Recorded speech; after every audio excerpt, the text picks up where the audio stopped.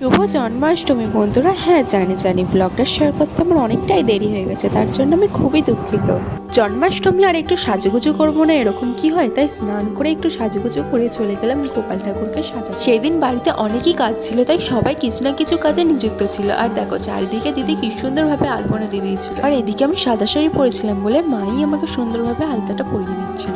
তারপর আর কি, সূর্যদেবকে আর মনসাতলায় প্রণাম করে চলে যাচ্ছিলাম বড়দের কাছ থেকে পুজোর অনুমতি নিয়ে। সবার প্রথমেই মা বাপের কাছ থেকে অনুমতি নিয়ে চলে গেছিলাম ঠাকুমা দাদু আর মেজমার কাছ থেকে অনুমতি নিতে পুজোর।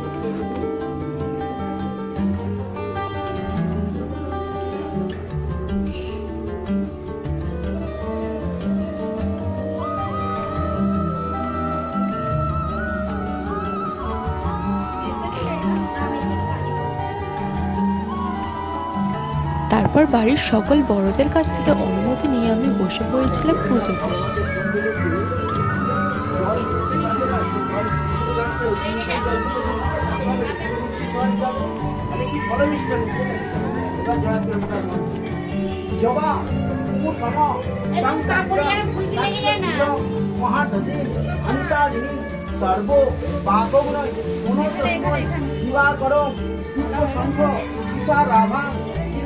সংকল্প তো আমি করে নিয়েছিলাম, তারপর সকলে মিলে দিয়ে দিচ্ছিলাম আমরা অঞ্জলি।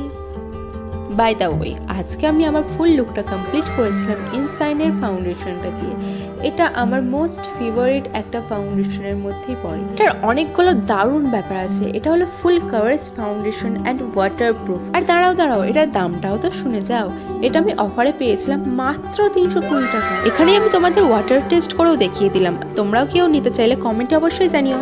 আর জানো তো এই গোটা ডেকোরেশনটা করেছিল আমার দুটো ভাই মিলে, আমার মেজমার ছেলে আর আমার মামার ছেলে। আর খাবারগুলো এত সুন্দরভাবে সাজিয়ে রেখেছিল আমার বড় মা, আর রান্নাগুলো সব করেছিল আমার মা, দিদা আর মামিমা। ডেকোরেশনটা কেমন হয়েছে বলো, আর আমার গোপাল ঠাকুরকে কিরকম লাগছে জানাতে বলো না কিন্তু। আর এখানে দেখো আমার দিদা লুচি বেলছিল, আর আমারই এক বড় মা সে লুচি ভাজছিল, আর এখানে মা অনেক রান্না করে রেখেছিল।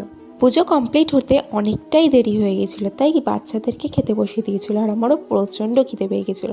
খাওয়া দাওয়া করে একটু রেস্ট নিয়ে বিকালেতে বসে পড়েছিলাম সব প্রসাদগুলো সকলকে ডিস্ট্রিবিউট করতে। শুভ সন্ধ্যা বন্ধুরা, আজকে ব্লগটা এখান পর্যন্তই। কীরকম লেগেছে অবশ্যই জানিও।